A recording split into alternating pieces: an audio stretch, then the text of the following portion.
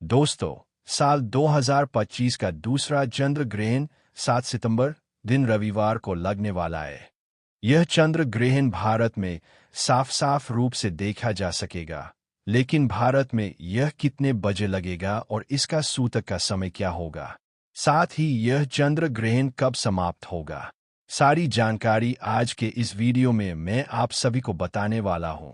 साथ ही आज के इस वीडियो में मैं आप सभी को बताऊंगा कि चंद्र ग्रहण के दौरान आपको क्या करना है और क्या नहीं करना है, और इसके साथ ही मैं आपको बताऊंगा कि चंद्र ग्रहण के समय गर्भवती महिलाओं को कौन कौन सी सावधानियां जरूर बरतनी है, क्योंकि इस दौरान नकारात्मक शक्तियां अपने पूर्ण प्रभाव पर होती है।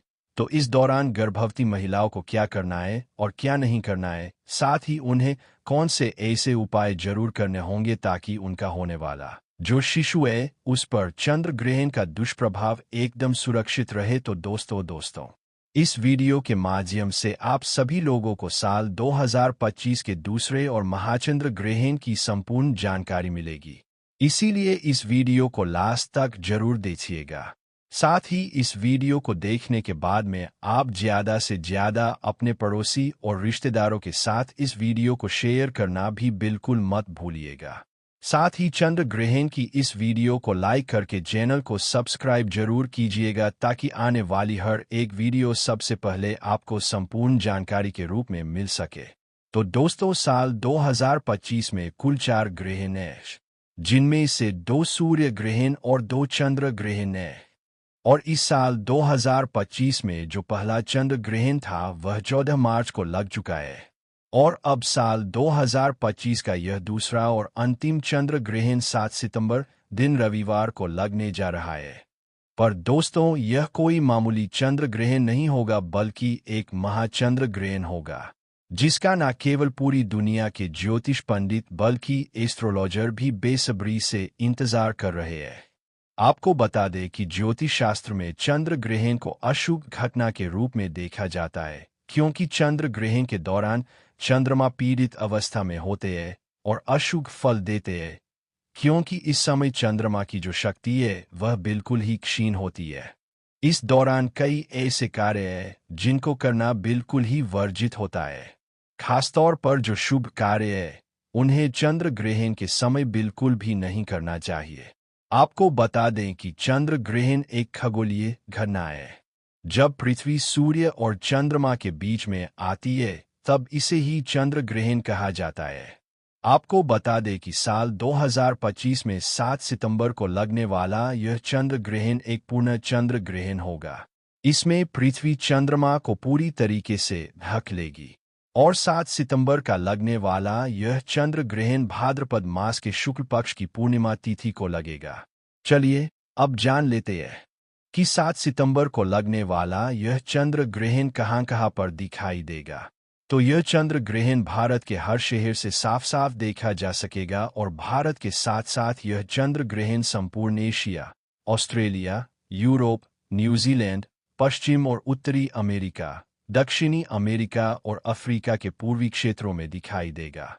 और अब बात कर लेते हैं इस चंद्र ग्रहण के समय की। तो दोस्तों, भारतीय समय के अनुसार इस चंद्र ग्रहण की शुरुआत 7 सितंबर 2025 की रात 9:58 पर हो जाएगी, और इस चंद्र ग्रहण की समाप्ति मध्य रात्रि उपरांत यानी कि देर रात 1:26 पर होगी। इस चंद्र ग्रहण की कुल अवधि लगभग 3 घंटे 28 तक रहेगी।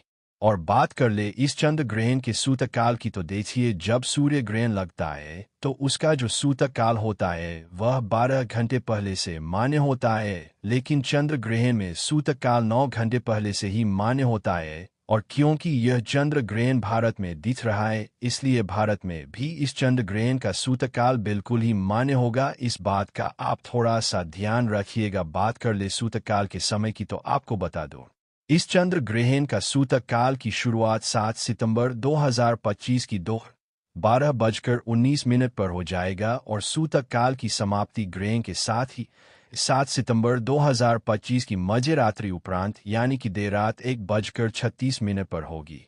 इसलिए दोस्तों, इस बात का खास रूप से ध्यान रखिएगा कि भारत में सूतक काल और ग्रहण के सारे नियम मान्य होंगे।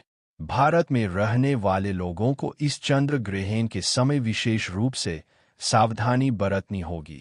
खासकर गर्भवती महिलाओं को इस समय विशेष सावधानी बरतने की आवश्यकता होती है, क्योंकि ग्रहण का सीधा प्रभाव गर्भ में पल रहे शिशु पर पड़ता है। इसलिए चंद्र ग्रहण के समय गर्भवती महिलाओं को चांद की रोशनी में नहीं जाना चाहिए और अपने गर्भ पर ग्रहण की छाया तो बिल्कुल ही नहीं पड़ने देनी चाहिए। साथ ही चंद्र ग्रहण के समय गर्भवती महिलाओं को ज्यादा से ज्यादा भगवान का ध्यान, मंत्र जाप आदि करते रहना चाहिए या किसी धार्मिक पुस्तक का पाठ करना चाहिए। गर्भवती महिलाओं को नुकीली और धारदार चीजों का प्रयोग इस समय सूतक काल और ग्रहण के दौरान बिल्कुल भी करना वर्जित माना जाता है।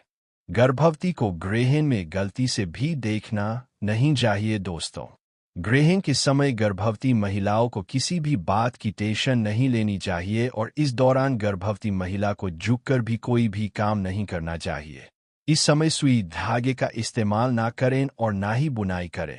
ऐसा माना जाता है कि ग्रहण के समय प्रेग्नेंट महिला को धातु से निर्मित चीजों का प्रयोग भी नहीं करना चाहिए और ना ही उन्हें इस समय शरीर में धारण करना चाहिए। संभव हो तो ग्रहण खत्म होने के बाद गर्भवती महिला को स्नान अवश्य ही करना चाहिए और ग्रहण के दौरान अपने पेट पर गेरू का लेप अवश्य ही करके रखना चाहिए। अगर आप बीमार हैं तो किसी कारणवश स्नान ना कर पाए, संभव ना हो तो कम से कम अपने ऊपर गंगाजल का छिड़काव अवश्य ही करे और अपने कपड़े अवश्य बदल ले। ग्रहण के दौरान गर्भवती महिला को खाने में छौंक और तड़का भी नहीं लगाना चाहिए। खाने को जितना साधारण रखे उतना ही बेहतर होगा। इसके अलावा बता दें कि ग्रहण के समय पति पत्नी को शारीरिक संबंध भी नहीं बनाने चाहिए। ऐसा करने से आपके घर की सुख शांति खराब हो जाती है। यदि आपकी कुंडली में कोई दोष है तो इस समय ग्रहण के दौरान आप घर से बाहर ना निकलें, खासकर जिनकी कुंडली में राहु। ध्यान रखें कि चंद्र ग्रहण के दौरान बालों में तेल लगाना, भोजन करना, पानी पीना, सोना या बाल बनाना, यह सभी कार्य बिल्कुल ही वर्जित होते हैं। इस दौरान कपड़े धोना, बर्तन धोना, खाना बनाना या फिर ताला खोलना और दंत मंजन करने की भी मनाही की जाती है। अगर आप बीमार हैं, बुजुर्ग हैं या बच्चे हैं या फिर गर्भवती महिला है और इस समय ग्रहण के समय कुछ भी खाने पीने की आवश्यकता हो तो आप ग्रहण के सूतक काल लगने से पहले ही खाने पीने की पूरी तैयारी कर ले और हर एक खाने पीने के सामान में तुलसी दल डालना बिल्कुल भी ना भूलें। इससे उन अन्न और जल में ग्रहण का दोष नहीं लगता है और आप ग्रहण की नकारात्मकता से एकदम सुरक्षित रहेंगे। दोस्तों, इसके अलावा चंद्र ग्रहण के समय कोई भी शुभ कार्य नहीं करना चाहिए। आपको बता दें कि ग्रहण के दौरान पूजा भी निषेध मानी गई है। इस दौरान आरती पूजा पाठ करने की मनाही होती है। इस दौरान मूर्ति का स्पर्श करना बिल्कुल ही वर्जित होता है, क्योंकि इस समय प्रकृति सबसे ज्यादा संवेदनशील स्थिति में होती है। यही कारण है कि इस दौरान पेड़ पौधे, फूल, पत्ते तोड़ना नहीं चाहिए। शास्त्रों के अनुसार चंद्र ग्रहण के दौरान नाखून काटना, बाल काटना, दाढ़ी बनाना अशुभ माना जाता है। आप ग्रहण के समय मांस, मछली, मदिरा आदि का सेवन भी ना करें। ग्रहण की अवधि में यह सब चीजें नहीं खानी चाहिए। सिगरेट और शराब जैसे नशीले पदार्थों से भी बचना चाहिए। चंद्र ग्रहण के दौरान आपको किसी भी तरह का मनोरंजन भी नहीं करना चाहिए। कुछ लोग टाइम पास करने के लिए जुआ या ताश आदि खेलते हैं, जो कि बहुत ही। आपको बता दें कि ग्रहण के समय किसी दूसरे का दिया हुआ अन्न भी नहीं खाना चाहिए, वरना आपके ऊपर भार पड़ता है और 12 वर्षों का पुण्य नष्ट हो जाता है। एक बात का ध्यान रखें कि ग्रहण के दौरान बाहर का खाना भी नहीं खाना चाहिए। इस दौरान सोना नहीं चाहिए, लेकिन गर्भवती महिला, बूढ़े और बच्चों पर यह नियम लागू नहीं होता है। दोस्तों, ग्रहण के समय जितना हो सके ईश्वर का ध्यान करना चाहिए। ग्रहण के समय लड़ाई झगड़ा भी नहीं करना चाहिए। इस दौरान झूठ, कपट, बुरे विचारों से परहेज करें। ग्रहण काल में मन और बुद्धि पर पड़ने वाले कुप्रभाव से बचने के लिए आपको ज्यादा से ज्यादा भगवान का नाम जप करना चाहिए या किसी मंत्र का जाप करना चाहिए। आप चंद्र ग्रहण के दौरान चंद्रमा के मंत्रों का जाप करें। एक मंत्र मैं आप सभी को बता रहा हूं। इसे आप कहीं नोट कर ले और चंद्र ग्रहण के दौरान आप इसका जाप कर सकते हैं। मंत्र है ओम चंद्राय नमः या फिर ओम सोमसोमाय नमः मंत्र का जाप कर सकते हैं और ग्रहण समाप्त होने के बाद गंगाजल डालकर स्नान अवश्य करें। पूरे घर में झाड़ू और पोछा लगाए। गंगाजल का छिड़काव घर के मंदिर से लेकर घर के हर एक कमरे में जरूर ही करें। इसके बाद आप किसी जरूरतमंद गरीब या ब्राह्मण को अन्य धन और वस्त्र का दान करें। इससे आपको पुण्य की प्राप्ति होगी। और अब बात कर लेते हैं चंद्र ग्रहण के दौरान आप किन उपायों को करके अपने जीवन के हर एक प्रकार के कष्ट से मुक्ति पा सकते हैं और अपनी मनवांछित इच्छाओं को पूर्ण करवा सकते हैं। देखिए, इस दौरान प्रकृति बहुत ही संवेदनशील होती है। इस दौरान किया गया कोई भी उपाय कभी विफल नहीं जाता है। तो इस समय आप धन लाभ के लिए ग्रहण के समय श्री सूक्त का पाठ करें। इससे धन के कई तरीके से लाभ होते हैं और पैसे रुपए से जुड़े हुए जितने भी ब्लॉकेज आपके जीवन में आपकी कुंडली में लगे हुए हैं वह अपने आप ही खुल जाते हैं। सुख समृद्धि के लिए ग्रहण के समाप्त होने के बाद गाय माता को गुड़ और रोटी अवश्य ही खिलाएं। इससे घर में सुख समृद्धि की प्राप्ति होती है। नजर दोष से मुक्ति पाने के लिए ग्रहण के बाद काले तिल और सरसों के तेल का दीपक पीपल वृक्ष के नीचे जरूर जलाएं। इससे नजर दोष की समस्या से आपको मुक्ति मिलती है। चंद्रमा के दोष कुंडली में मांगलिक दोष हो या फिर चंद्र दोष हो तो इसके निवारण हेतु ग्रहण के समय चंद्र मंत्र का जाप करें और चांदी के बर्तन में दूध भरकर शिवलिंग पर अर्पित कीजिए। इससे चंद्र दोष बिल्कुल ही समाप्त हो जाएगा। आपका दुर्भाग्य आपसे दूर हो जाएगा। करियर कारोबार में आपको उन्नति देखने को मिलेगी। इस चंद्र ग्रहण के बाद धनु राशि वाले के शादी के योग बन रहे हैं। आपकी मनचाही शादी इस चंद्र ग्रहण के बाद हो सकती है। आपके जीवन में अनेक प्रकार के ऐसे रास्ते खुलने जा रहे हैं जहां से आपको मुनाफा होगा। अगर आप व्यापारी हैं तो आपके व्यापार में अब आपको काफी ज्यादा फायदा आने वाले समय में देखने को मिल सकता है। अगली खुशनसीब राशि है मकर राशि। अगर आप मकर राशि के हैं और लंबे समय से नौकरी की तैयारी कर रहे थे, आपकी नौकरी लग जाएगी। आपका बंद पड़ा व्यापार चल पड़ेगा। आपके नवग्रह आपका साथ देना शुरू कर देंगे। आपका शुक्र ग्रह भी आपका साथ देना शुरू कर देगा। शुक्र ग्रह व्यक्ति के जीवन के धन और संपदा से जुड़ा होता है। कहने का मतलब है मकर राशि वाले इस चंद्र ग्रहण के बाद धन संबंधित जो भी निर्णय लेंगे उस निर्णय से इनको फायदा मिलेगा। आपके जीवन में अनेक प्रकार ऐसे रास्ते खुलने जा रहे हैं जहां से आपको धन की प्राप्ति होगी और आप अपना कहीं भी धन का निवेश करेंगे, उस निवेश से आपको फायदा होगा। आने वाला समय इस चंद्र ग्रहण के बाद आपके लिए काफी ज्यादा कल्याणकारी और शुभ साबित होने वाला है। अगली खुशनसीब रहती है मेष राशि।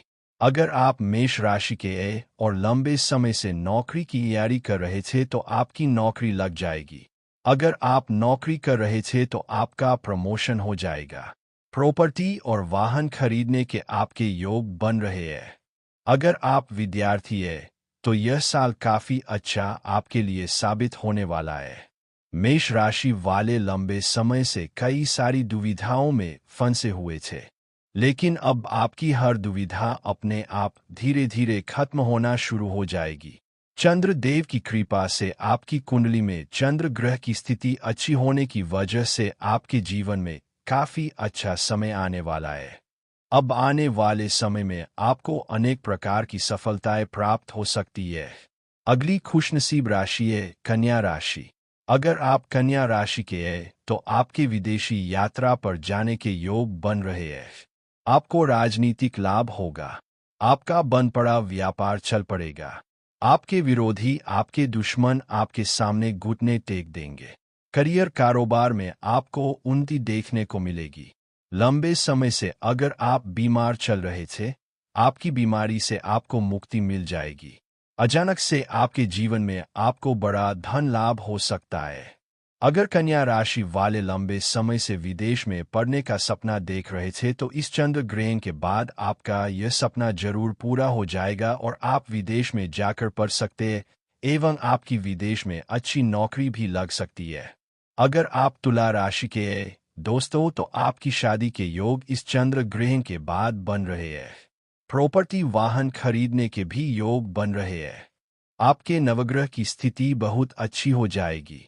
आपके ऊपर शनि दोष, मंगल दोष या कैसा भी दोष है, वह इस चंद्र ग्रहण के बाद अपने आप खत्म हो जाएगा।